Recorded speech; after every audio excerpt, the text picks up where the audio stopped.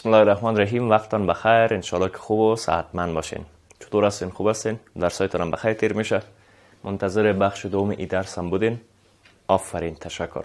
پس بین که درس خدا بخیر بخوانیم که مربوط درس اول ما هم میشه، مربوط درس سوم ما هم میشه که در 3 بخش ای درس ما شما میخوانیم، چون از ادبیات از دیدگاه اسلام صحبت میکنیم. درس ما بخش دوم درس سوم در صنف 12 است که این درس ما بخش دومش در صفحات 11 و 12 کتاب شما آمده. ویژگی های ادب اسلامی را در 2 بخش دیگه انشاءالله بررسی خواهد کردیم که ادبیات اسلامی چی ویژگی ها و چی خصوصیات داره. اما پیش از او که برای حمایت از ما چینل بیگم اکادمی را سابسکرایب کنید و سپس زنگوله را فشار دهید تا به تمام ویدیوهای درسی ما دسترسی داشته باشید و از آنها مستفید شوید. در مورد ویژگی های ادب اسلامی براتون بگویم، یک مرور کوتاه از درس گذشته خود هم داشته باشیم که دوباره تکرار شود، یک مرور کوتاه شود. در درس گذشته ما شما از ادبیات اسلامی گفتیم و دیدگاه اسلام در مورد ادبیات گفتیم که واژه ادب معانی و تعبیرهای گوناگون و مختلف هم داره. ایده او را تأدیب و تهذیب دانسته و برخی دیگه هم میگن که معارف و تجربه های انسان است و همچنان کلمه ادب به معنای تأدیب و آموزش انسان و توجیه به سوی خوبی ها و زیبایی های کلامی و کرداری است و دعوت به امور خیر و ارزش های عالی هم می باشد. پیامبر محبوب اسلام صلی الله علیه و آله و سلم هم در مورد جایگاه واژه ادب گفتن و بیان میکنند که همانا قرآن ادبگاه خداوند بر ورای زمین است، پس از این بیاموزید. ببینید که جایگاه واژه ادب و خود ادب چقدر بلند و والاست که پیغمبر اسلام صلی الله علیه و آله و سلم در موردش میگن و بار دیگه هم ایشان در مورد ادب میگن که جایگاه ادب چی هست؟ پروردگارا مرا ادب آموخت، پس تأدیب مرا نیکو گردانید. این نشان میده که خود ادب و ادبیات در قاموس اسلام جایگاه شامخ و بسیار زیاد بلند داره که پیغمبر ما هم در موردش چند بار تأکید کردن. و باز هم کسای دیگه که به مفهوم شناسی ادب پرداختن میگن ادب به معنای دانش، فرهنگ، معرفت، روش پسندیده، خوی خوش و آداب هم میشه جمع کلمه ادب. و علم ادب هم به دانش گفته میشه که با تسلط بر او شخص میتونه درست شعر بگویه و نثر زیبا بنویسه، سخن درست و نادرست و زشت و زیبا را از هم جدا کنه، تفکیک کنه و تفاوتایش بیان کنه. در مورد واژه خود ادبیات که یک واژه مرکب است، به علوم اطلاق میشه که مربوط به ادب باشه که قدما ای علوم صرف، نحو، لغت، اشتقاق، معانی، بیان، بدیع، عروض و قافیه و بهره یافتن از هر علم به قدر ضرورت و حاجت دانستن. این گپایی بود که در درس گذشته ما شما گفته بودیم و نظریات اسلامی را و دیدگاه های مختلف را که در مورد ادب و ادبیات بود براتان گفته بودم. مثلا صاحب نظرها به این باور بودن که ادب خودش از 2 عنصر اساسی تشکیل شده که در مفهومش آمده: یک، مفکوره و قالب فنی یا مضمون و شکل هنری. و برخی از نویسنده و اندیشمندا ادب اسلامی را عبارت از تعبیر هنری بازتاب زندگی، هستی و انسان بر وجدان ادیب از خلال جهانبینی اسلام تعریف کردن. گپایی بود که در درس گذشته گفتیم. پس بین که هدف درس جدید خدا مرور کنیم و ببینیم که ویژگی های ادب اسلامی چی هست. بر اساس گفته هایی که در بخش اول درس ما شما داشتیم ببینیم که ادب اسلامی چی ویژگی ها داره، چی خصوصیات داره و این ویژگی ها و خصوصیات وقت بیان میشه آیا ادب غیر اسلامی هم هست؟ پس هدف درس ما شما آشنایی با ادبیات از دیدگاه اسلام است در معنای کلی. اما در این بخش دوم درس هدف ما شما آشنایی با ویژگی های ادب اسلامی است. ببینیم که ادب اسلامی چی ویژگی ها و چی خصوصیات داره و هر ویژگی و خصوصیتش در ذات خود، در بطن خود چی مفاهیم و تعابیر گنجانیده. پس آماده هستیم که شروع کنیم؟ بسیار.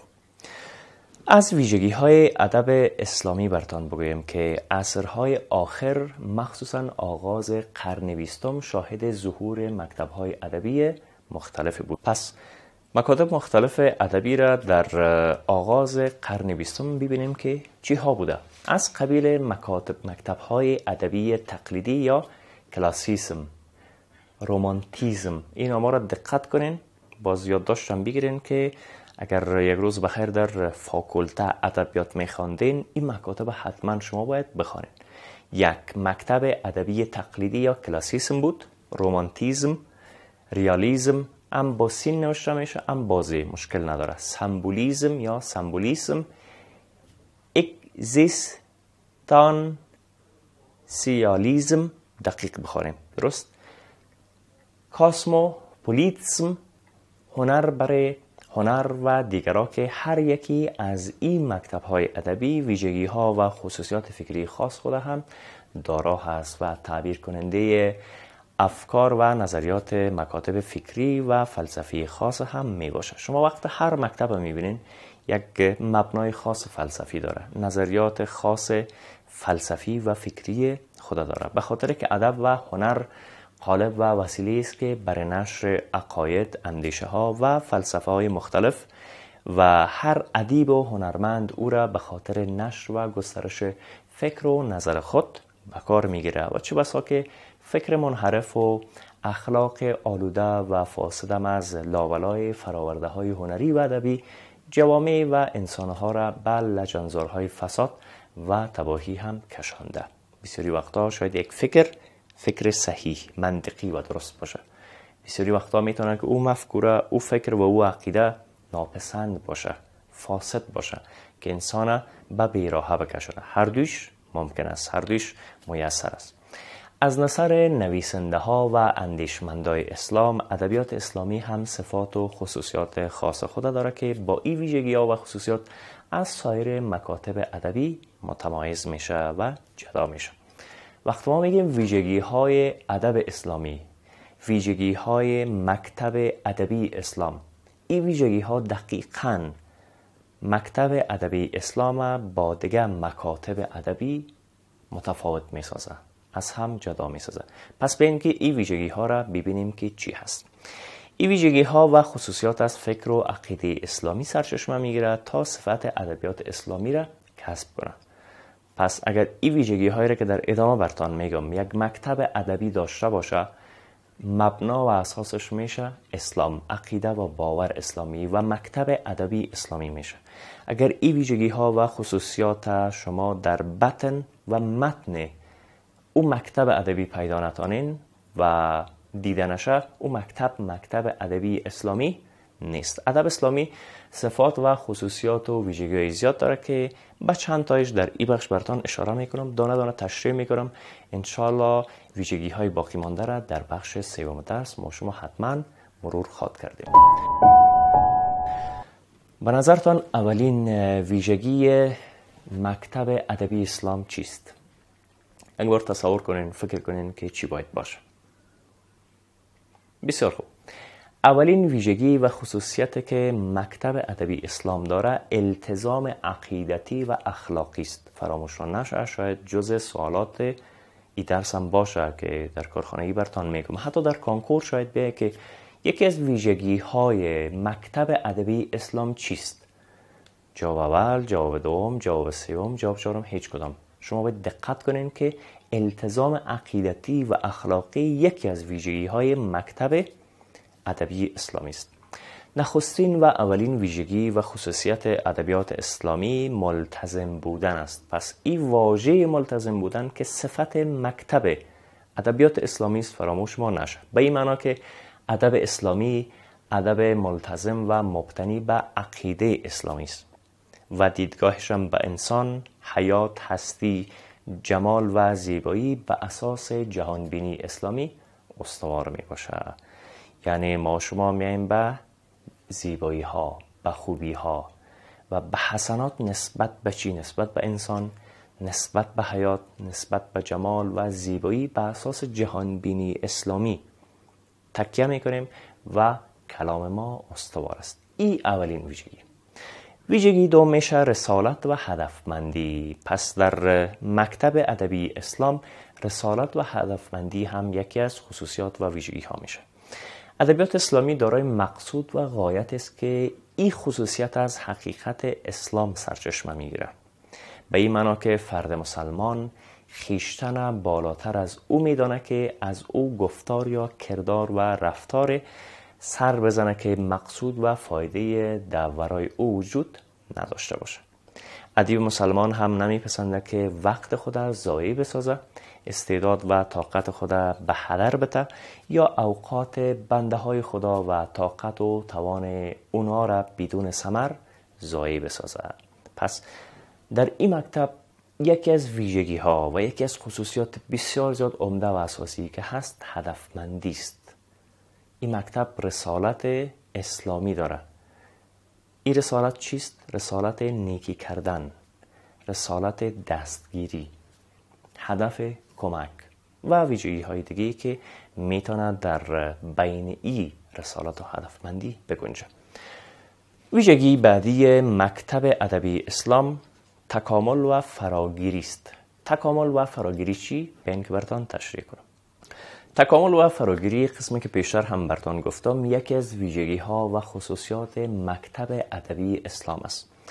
اسلام به نفس و روان انسانی دید همه‌جانبه و فراگیر داره و به اعتبار ای که انسان مرکب از جسم و روح هر دوست. انسان هم جسم است هم روح داره. ببینین جسم من لمس میشه یا نه؟ بدون شک. اما روح در ما وجود داره که زنده هستم.